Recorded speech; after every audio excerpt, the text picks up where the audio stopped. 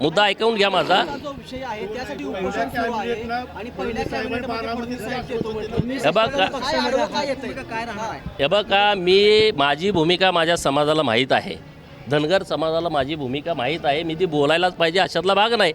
लोकांना माहीत आहे की मी धनगर समाजाच्या बाजूनं कायमच आहे, मी कार्यकर्ता आहे आणि धनगर समाजातून वर गेलो आहे, धनगर समाजाच्या लोकांनी पाठबळ दिलेलं आहे आणि त्यामुळं जिथं कुठं उपोषण आमचे मुलं करतायत त्या उपोषणाला माझा नेहमी पाठिंबा असतो।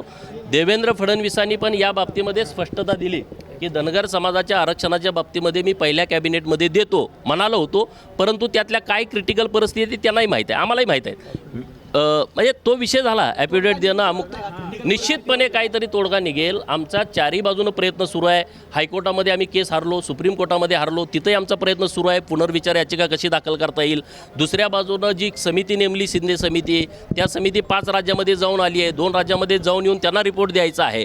चारही बाजूनं आमच्या समाजाच्या सगळ्या लोकांचा प्रयत्न सुरू आहेत। वेगवेगळ्या पार्टीत काम करणारे नेते मंडळी, कार्यकर्ते मंडळी ते ताकदीनं प्रयत्न करतायत, आंदोलन करतायत आणि आता आमचा एकच प्रश्न राहिला आहे, बऱ्यापैकी प्रश्न आमचे संपलेत, एकच प्रश्न राहिला आहे तो आरक्षणाचा आणि तोही प्रश्न निकाली निघेल अशा बाबतीमध्ये आमचा सगळ्या बाजूनं प्रयत्न सुरू आहे। सरकार सकारात्मकतेनं आम्हाला प्रतिसाद देतं आहे, परंतु ते निर्णयापर्यंत यावं अशा पद्धतीनं आमच्या लोकांची भूमिका आहे, मागणी आहे आणि मला वाटते निश्चितपणे काहीतरी चांगला मार्ग यातून निघेल।